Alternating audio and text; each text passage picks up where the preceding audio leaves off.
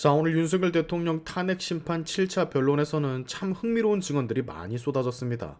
첫 번째 증인이었던 이상민 전 행안부 장관은 계엄 관련 여러 가지 잘못된 이슈들, 소문들을 바로잡는 데 중점을 두는 듯 보여졌어요.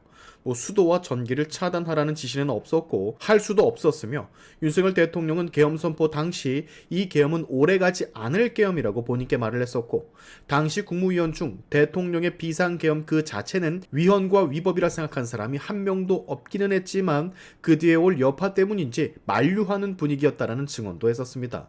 또한 야당 측의 무차별 탄핵 남발로 국정을 제대로 운영을 할 수가 없는 상황이었다라 증언을 했죠. 두 번째 증인이었던 신원식 국가안보실장 같은 경우는 비상조치 관련 이야기는 계엄 사태로부터 8개월 전 삼청동 안가에서 이야기를 들었던 적이 있었고 본인은 적절치 않아 보인다라 대통령께 첨언했다라 밝혔습니다. 그리고 지금 가장 주목을 받고 있는 세 번째 증인, 국정원 백종욱 제3차장의 증언. 우리는 이분의 증언을 정말 주의 깊게 들어야 될 필요가 있는데요. 바로 부정선거와 관련이 있는 이야기들이 줄을 이뤘기 때문입니다. 대통령은 가능하고 있었다라 확신을 하고 있고 선관위 측은 부정선거는 없었다라 하며 지금 첨예하게 주장들이 갈리고 있는데, 자, 오늘 백종욱 국정원 3차장이 뭐라고 했는지 꼭 아셔야 하는 발언 내용들을 소개해 드리겠습니다. 일단 전 국정원 3차장 백종훈 증인은 선관위 시스템의 취약점을 증언을 함에도 부정선거와 이것을 결을 같이 보면 안 된다라는 입장을 조심스럽게 밝혔습니다. 그러나 그가 한 이야기들은 국민들이 충분히 의구심을 품을 만한 것들이 질비했었거든요. 일단 선관위 업무망과 선거망이 분리가 되지 않은 상태라서 외부의 침입이 가능했다라는 증언을 했습니다. 예를 들면 군대에서도 인터넷을 사용하지 못하고 군대 내부망인 인트라넷을 쓰지 않았었습니까? 저 때는 그랬거든요. 근데 인트라넷을 통해서 인터넷으로 들어갈 수 있는 통로가 따로 있었다라는 겁니다. 지금 이 얘기가. 여기 보시면 망 분리가 되지를 않았다. 국정원 보안 점검 결과 인터넷에서 업무망을 못 들어간다든지 하지는 않았다. 연결 통로가 있어서 망 분리가 완전히 되지 않았고 해커 입장에서는 망 연결이 되어 있다라고도 볼 수가 있었다. 라는 증언을 했어요. 즉 선관위 보안의 취약점을 제대로 꼬집은 셈이죠. 물론 선관위는 반론을 제기를 합니다. 국정원에서 요구한 정보들을 제공했기 때문에 그 틈 사이로 취약점이 발견된 것이라고. 그러나 국정원은 본인들이 제출받는 자료들은 모든 기관을 점검을 할 때 동시에 적용하는 내용이라 그것 때문에 없던 취약점이 생기지는 않는다라 다시 반박을 했어요.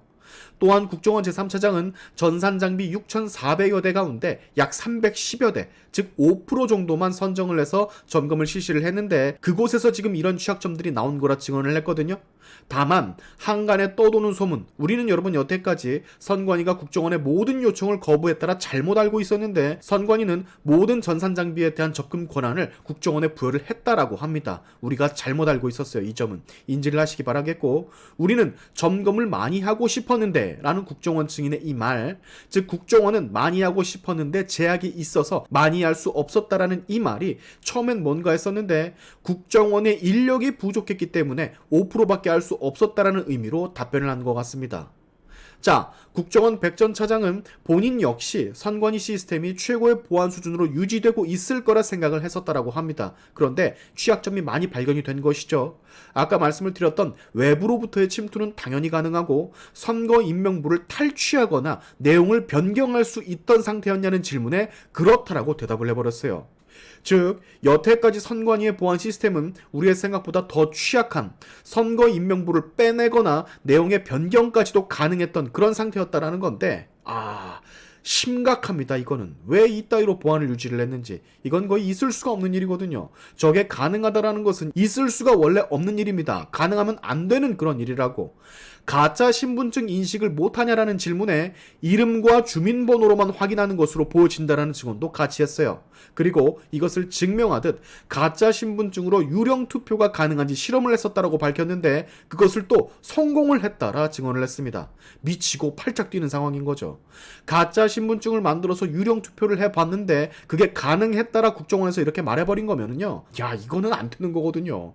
부정선거가 있었는지 없었는지를 떠나서 그걸 차치하더라도 이따위 보안 시스템을 가지고 여태까지 선관위를 운영했다라는 건 진짜 심각한 일인 겁니다. 미쳤어요. 미쳤어. 자, 여러분은 어떻게 생각하십니까? 우리가 잘못 알고 있었던 정보, 즉 선관위가 모든 걸 거부했다라는 정보는 잘못된 정보라는 것을 우리가 인지는 했고, 그 나머지 부분, 위조 신분증으로도 유령 투표가 가능한지 실험을 했는데 그게 가능했다라는 국정원의 이 진술 어떻게 생각하십니까?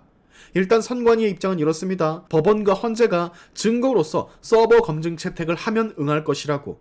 21대 총선 관련 소송에서 본인들이 가지고 있는 자료는 다 주었고 유일하게 안 보여준 자료는 중앙 서버의 전자정보, 서버 데이터베이스도 필요하다면 검증에 응하겠지만 법원과 헌재가 채택을 해야만 한다라는 전제를 걸었습니다. 마지막 증인으로 나온 김용빈 선관위 사무총장은 국정원이 지적한 보안 취약성과 과거 선관위가 못한 점들을 인정을 하면서도 21대, 22대 총선에선 부정선거는 없었고 21대 때의 취약점은 22대 때 전부 다 개선이 됐다라 증언을 했어요. 자, 그렇다면 답은 나온 겁니다, 여러분.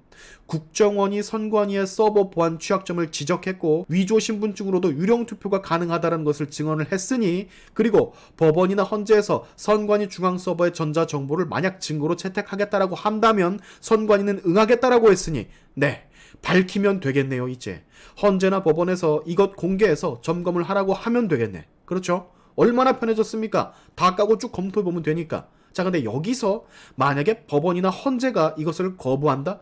선관위도 법원과 헌재가 증거 채택한다면 공개하겠다라고 했는데 이걸 헌재, 법원이 거부한다? 그러면 진짜 뭔가 잘못돼 가고 있는 겁니다. 이유 불문. 그냥 선거 관련 자료 공개하라고 법원과 헌재가 지시하면 되고 그걸 이제부터 따르면 됩니다. 관련자들이 모두 알겠다고 한 마당에 제3자들이 이것을 거부하거나 뭐라고 비판을 한다면 그때부터는 얘기가 달라지는 거예요. 근데 웃깁니다.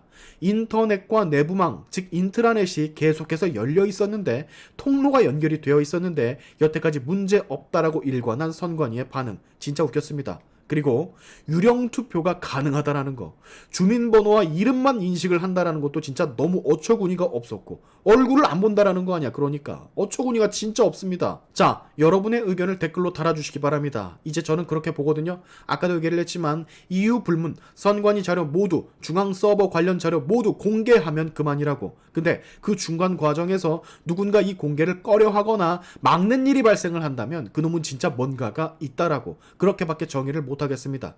내일 모레 8차 변론 기일 증인들의 증언도 참 기대가 됩니다. 또 어떤 거짓들이 깨질 것이며 어떤 진실이 밝혀질지 우리 한번 기대해 보자고요. 오늘의 샤인투프 여기까지 하겠습니다. 여러분의 영상 공유는 세상을 밝히는 힘이 되니까 꼭 공유 부탁드리면서, 지금까지 영상이 좋으셨다면 구독과 좋아요 그리고 알림 설정까지 꼭 한 번씩 눌러주시면 감사하겠습니다. 다음에 봅시다.